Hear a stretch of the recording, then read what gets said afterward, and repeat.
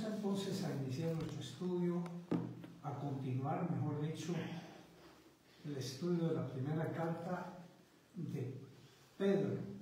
Ya en la sesión anterior estuvimos estudiando los primeros aspectos de la obra de Dios en beneficio del creyente. Y ahora vamos a seguir con ese tema como segunda parte.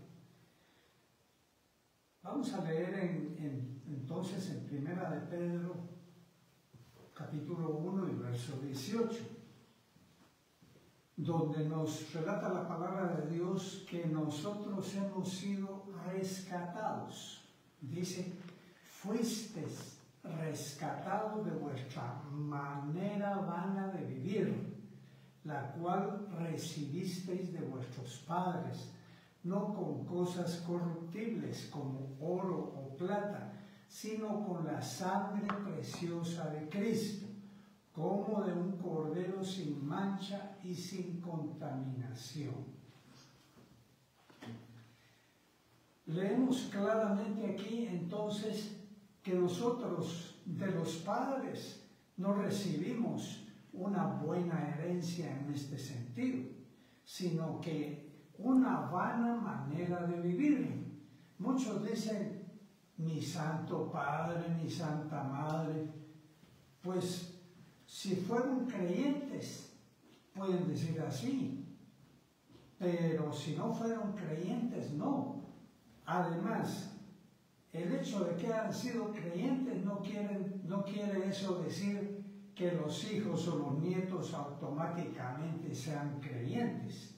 Por tanto, si ellos alcanzaron ser rescatados por Cristo, pues están dentro de los santificados, dentro de los alcanzados para la salvación. Pero ellos, como hijos o como nietos, como descendencia, ellos tienen que encontrar el camino de salvación. Si es que van a estar en la eternidad con sus padres que fueron rescatados. Entonces, de ellos no recibimos nada bueno. Ni nosotros antes de convertirnos teníamos nada bueno tampoco.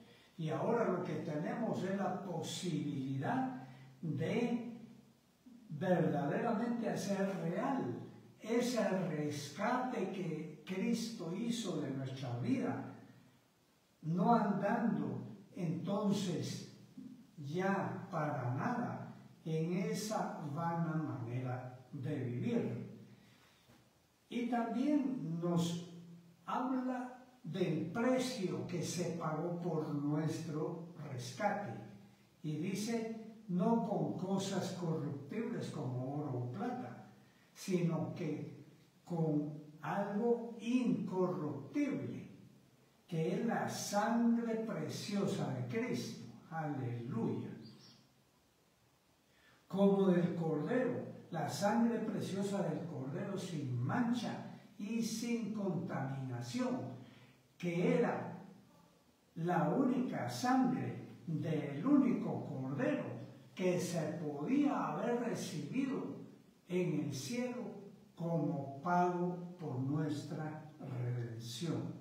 No podía hacer el rescate un ángel, no podía hacer el rescate un sacrificio de un cordero animal sacrificado a la usanza o según las normas de la ley de Moisés.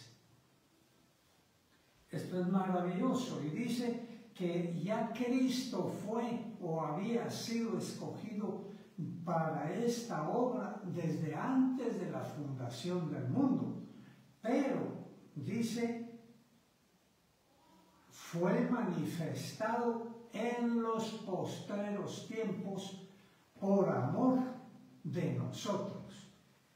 Es decir, veamos qué maravillosa elección y qué maravilloso amor de Dios para con nosotros.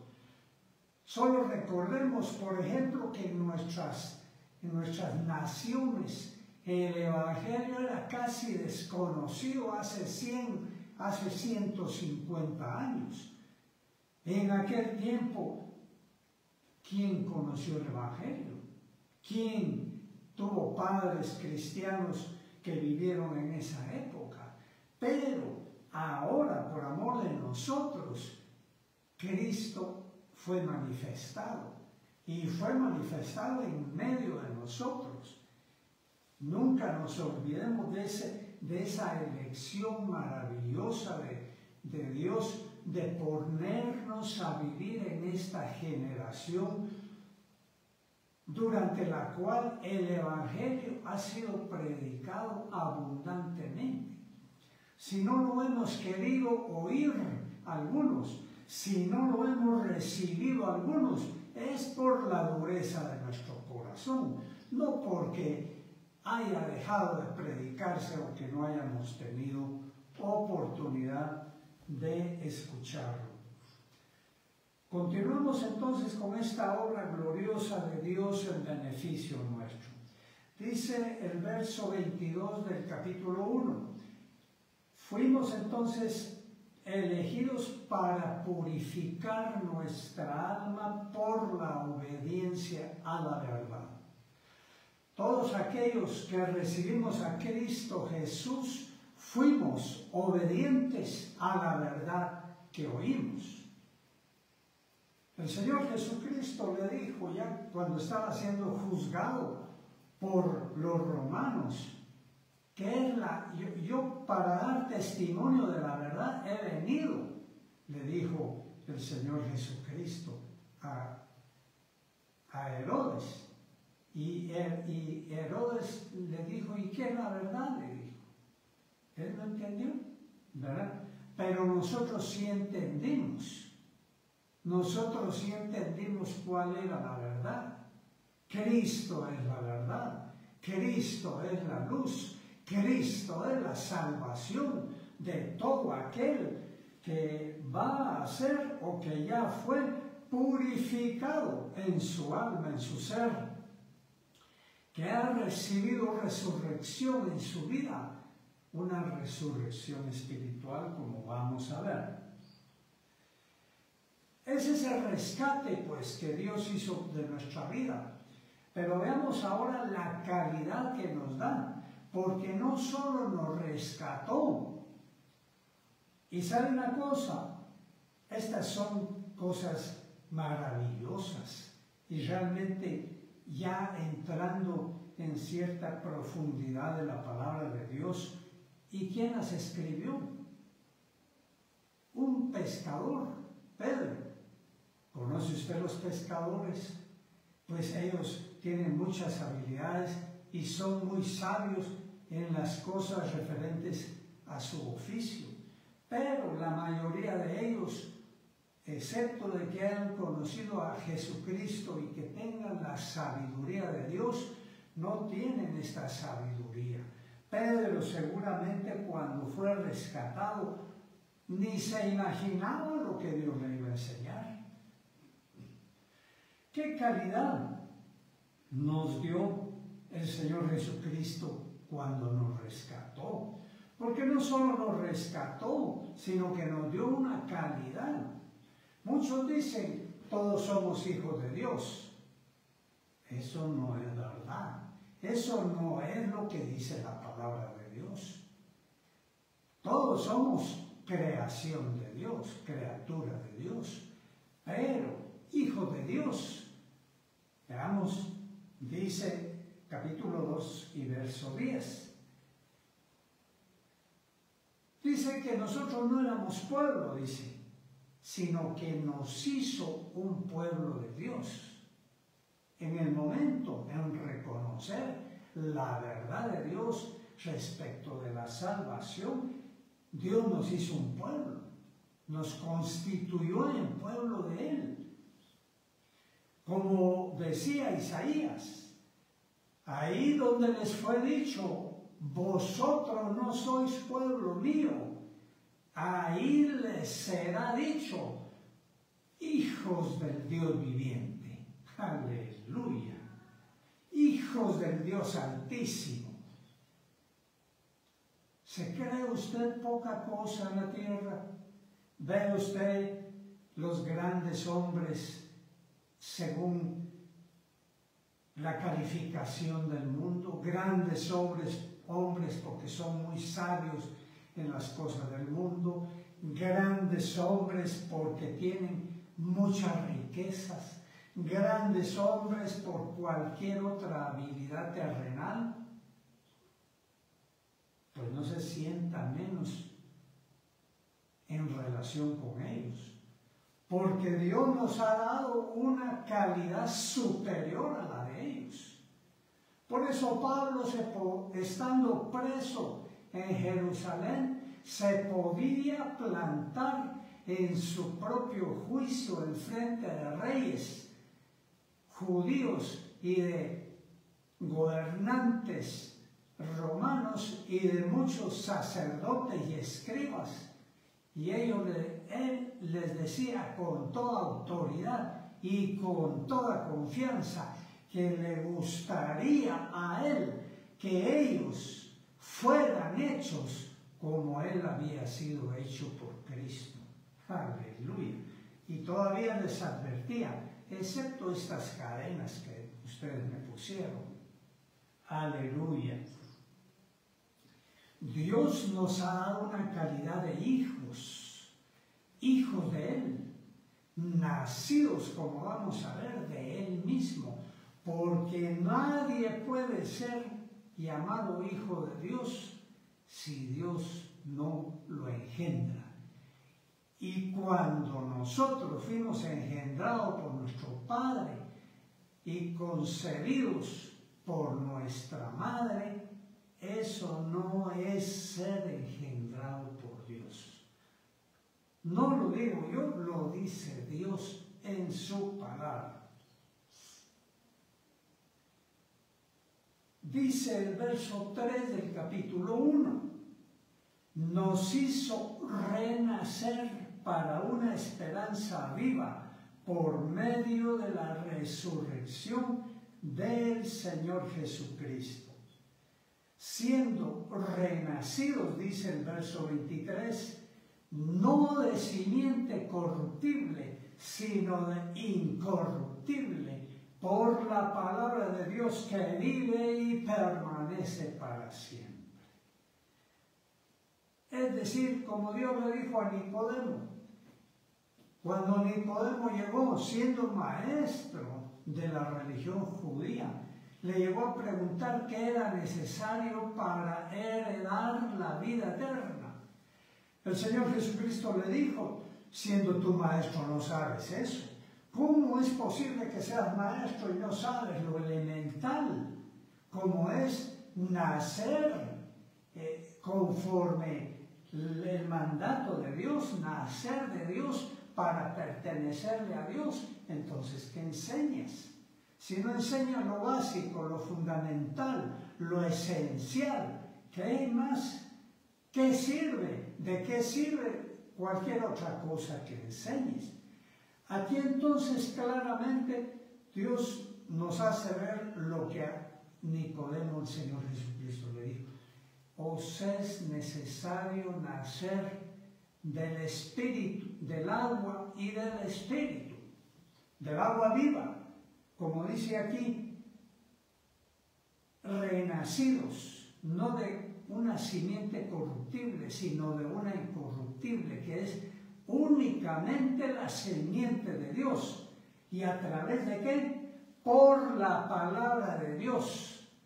Cuando hemos creído la palabra de Dios, la verdad, y la recibimos en nuestro corazón, y le declaramos a Dios que la hemos recibido, entonces se materializa, se realiza el milagro de que aquella persona que ha nacido una vez, la primera vez de su papá y de su mamá, nazca la segunda vez o renace nuevamente espiritualmente, como aquí dice, de la simiente de Dios, del poder de Dios, del Espíritu de Dios que lo hace renacer espiritualmente. para tener vida. Aleluya. Y vida no física, porque ya física la tenía, sino que vida espiritual, vida de Dios. Como Dios le dijo a los fariseos religiosos de su tiempo, cuando les enseñaba de estas cosas, les dijo: Dios no es Dios de muertos, sino de vivos, refiriéndose a que Abraham, Isaac y Jacob, los que ellos tenían en mucha estima y los cuales ya habían muerto en esa época, Él les dijo que estaban vivos y que Él era Dios de ellos, de Abraham, de Isaac y de Jacob. Dios no es Dios de muertos espirituales, sino que de vivos espirituales nada más, de aquellos que han nacido del Espíritu de Dios, aquellos que Dios los ha hecho renacer, no de simiente corruptible, sino de incorruptible por la palabra de Dios de salvación y vida eterna en Cristo Jesús. Aleluya. Bendito sea su nombre.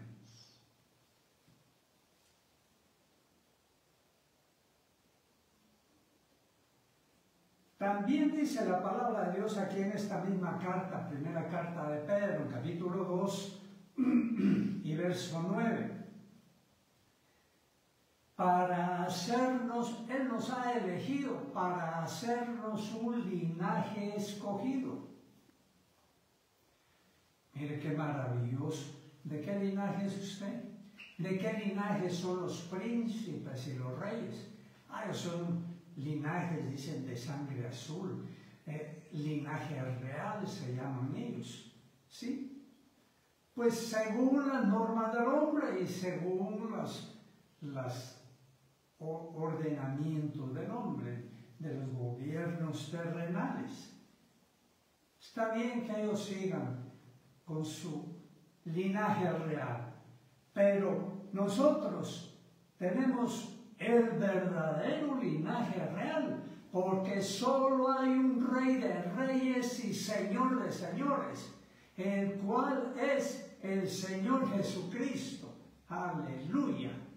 Y Él constituyó por el sacrificio hecho por Él mismo en la cruz del Calvario, dejando que crucificaran su cuerpo y derramando su sangre preciosísima gota a gota ahí en la cruz del Calvario, para que nosotros ahora, recibiendo esa obra redentora de Cristo en la cruz del Calvario, seamos hechos linaje de Él, linaje real, linaje de Cristo.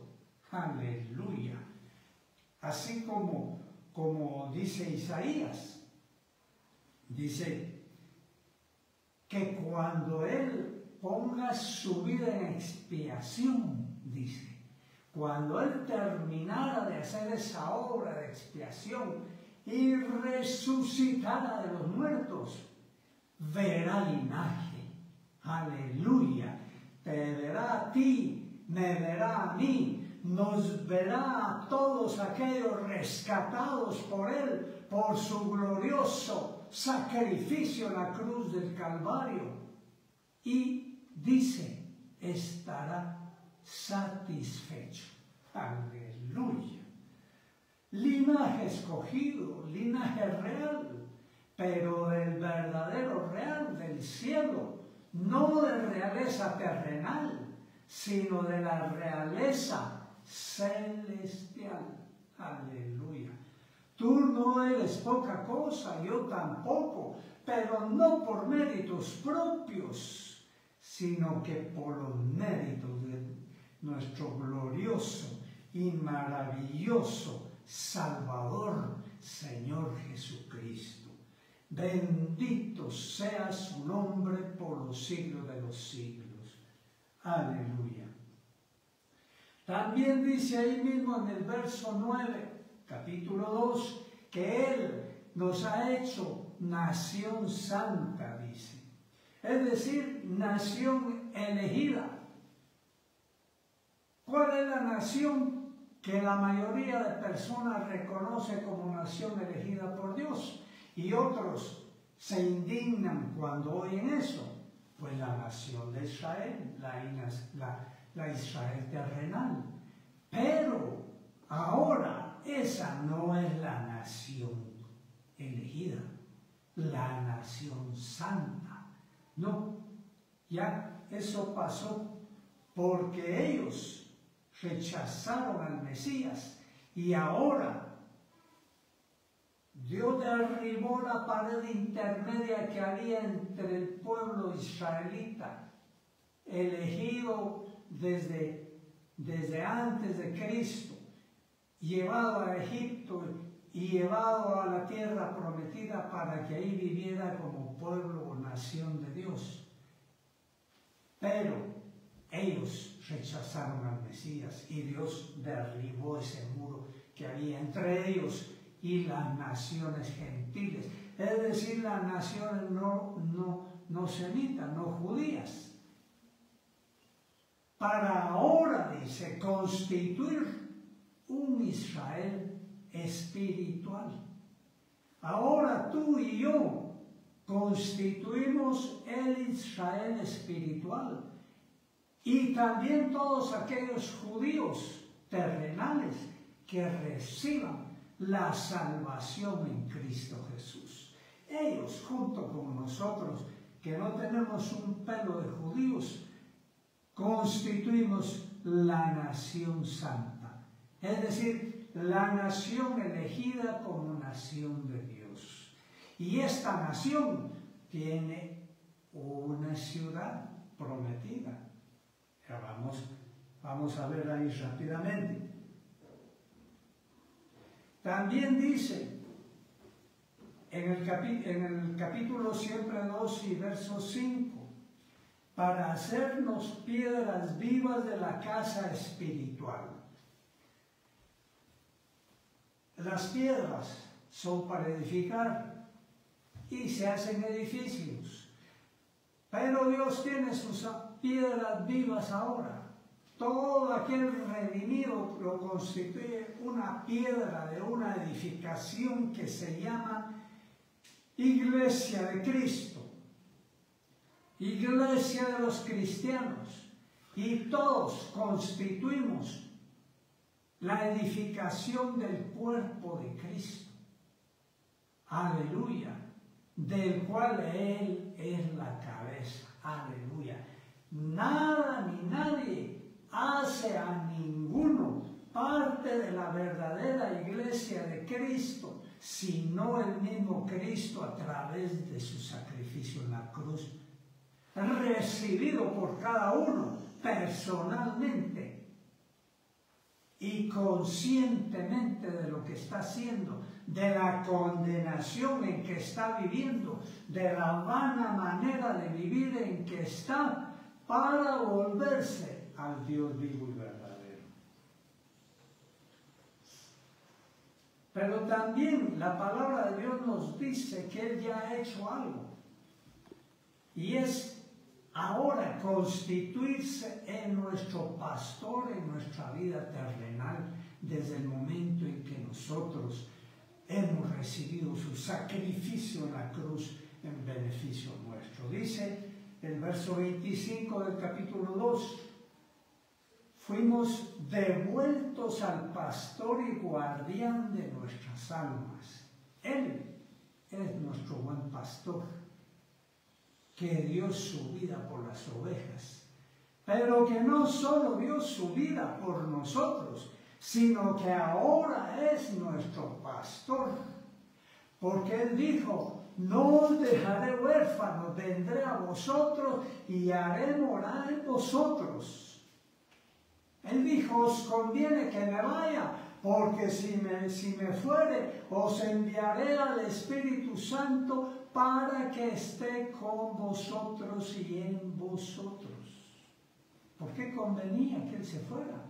porque Él estaba exteriormente mientras estaba con sus discípulos, pero ahora está en el corazón de sus discípulos a través del Espíritu Santo, que es el pastor que Él envió como pastor y guardián de nuestra vida mientras andemos aquí en la tierra. Aleluya.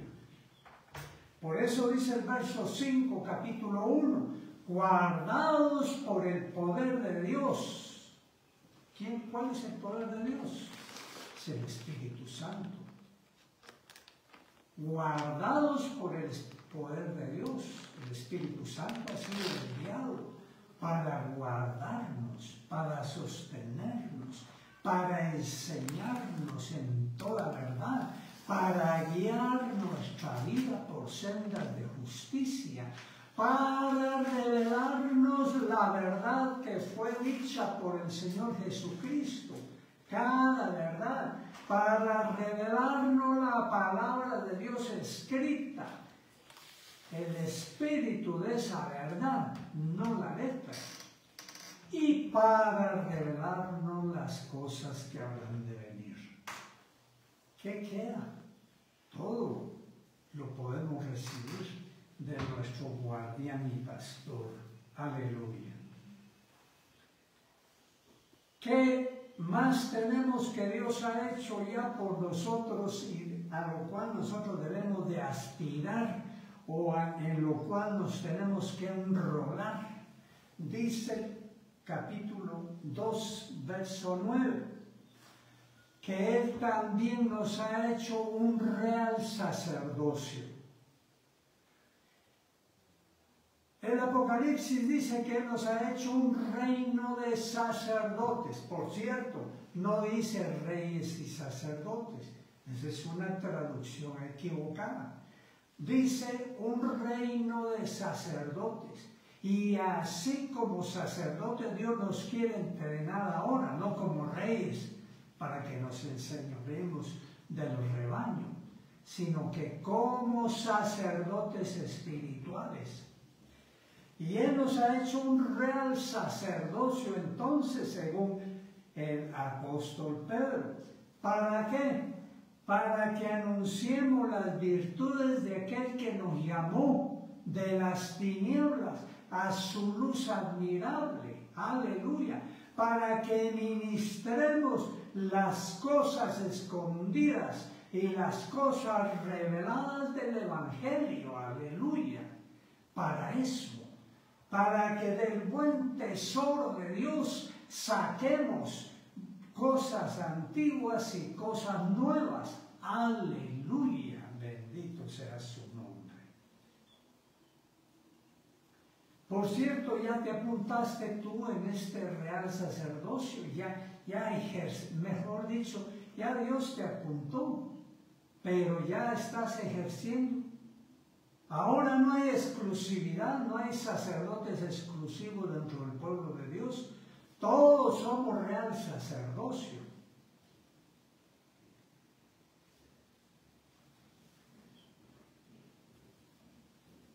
Continuemos. Dice el capítulo 1 y verso 4, que nosotros fuimos elegidos para heredar una herencia imperecedera, incontaminada e inmarcesible, reservada en los cielos para nosotros. Decíamos, ya somos pueblo adquirido por Dios, ya somos nación santa. Pues como todo pueblo y como toda nación, tenemos una herencia en el cielo. ¿Cuál es la herencia? Es una ciudad, es la nueva Jerusalén que descenderá del cielo a los nuevos cielos y nueva tierra, para que vivamos por la eternidad con el Padre como luz de la ciudad y con el Hijo de Dios como su lumbrera. Aleluya. Y nosotros entonces ahí también tenemos herencia, porque Dios nos ha hecho herederos de Él y coherederos con Cristo.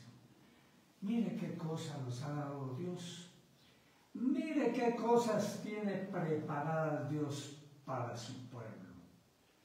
No vale realmente esforzarse aquí en el Evangelio en que Dios nos ha colocado y en los ministerios y sacerdocios donde Dios nos quiere. En el nombre de Cristo Jesús, reciba esa palabra y activemos en lo que Dios nos ha dado. Amén.